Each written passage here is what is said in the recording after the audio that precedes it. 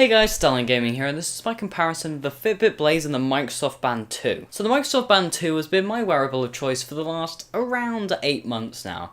It's got 10 different sensors on it, constantly working towards tracking your health, habits, and whatever else you can think of on the surface of the earth, basically. Its curved 320 by 128 display is powered by a lithium polymer battery, which boasts up to around 48 hours, which stayed true most of the time, except for when I used the internal GPS, in which it died down to about 2 to 2.5 hours. Like a lot of Microsoft hardware, it's compatible with iPhone and Android as well. Which brings me on to my next topic, which is app functionality. Now, this is really where the Band 2 gets a huge advantage over the Blaze. This will do from Twitter to Facebook to even Starbucks has an app on here, along with third-party fitness trainers, the weather, the list goes on. Which is all well and good. However, a few months ago, rather ironically in fact, the band on my Microsoft Band began to tear. So I'm pretty well known for breaking things, so I decided to go online and have a look at this kind of issue and see if anybody else has had the same problem, and it actually seems like a pretty major design flaw in the Microsoft Band 2 here. Now, I did contact the Microsoft support, who was admittedly extremely nice to me, and actually shipped a second one out to me within 4 to 5 days, which is pretty impressive. Sadly, here we are, another 3 months later, and the band has snapped on it again. So this is where the Fitbit Blaze comes into play. Now, I've had this since Christmas, and I'm going to be honest, I already absolutely love it. In fact, my only current complaint would really be that when you're on cycles, for some reason when you go over bumps, even when you're telling the watch that you're on a cycle and not just walking around, it will still pick up any bumps as climbing stairs. So whenever I get home, I will have supposedly done, like over 1,000 stairs during my time on my bike. So that's the thing it does. So the Blaze doesn't have as many sensors as the Microsoft Band 2 does, but the only two I can honestly imagine myself missing at all are the UV sensor and the internal GPS. Now, the lack of internal GPS could be a deal breaker for some people.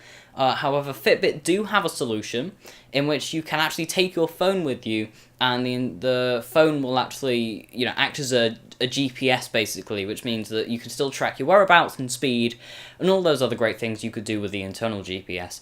The only problem is if you like to exercise fairly intensely and don't want to carry a phone around, then it could end up being an issue. Now, one of the positives of this is the battery life, and on the topic of battery life, Fitbit don't give away many of the specs of their Blaze, not quite sure why, but it does say that this has about 5 days of battery life in it, which is extremely impressive. Now, I got 4 days out of it. However, I was doing constant, sleep tracking, day tracking all the time, and then about 5 hours of just exercise tracking too.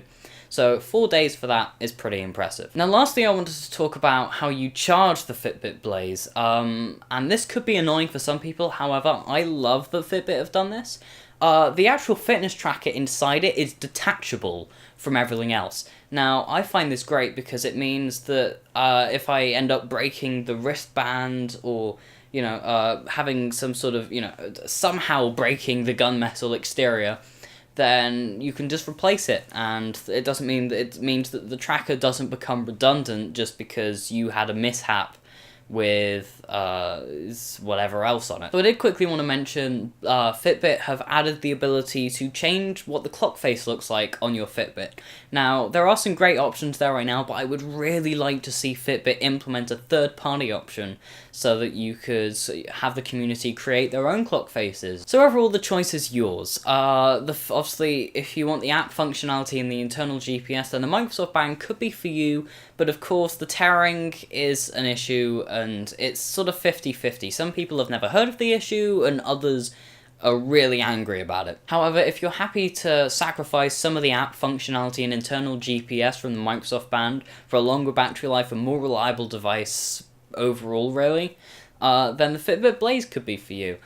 Surprisingly, at the moment, the Microsoft Band 2 has a higher price than the Blaze right now, which is strange because the price was going down of this, basically because Microsoft have stopped making them. They're just trying to get rid of their stock, so they could be expensive for that reason. I don't know, but if you want one, I would say get it quick, because it's going. But yeah, so thank you guys so much for watching this video. If you liked it, give it a thumbs up. If you didn't like it, give it a thumbs down, and tell me why you didn't like it down in the description. If you want to see more like this, subscribe, and I will see you guys next time. Ta-ra.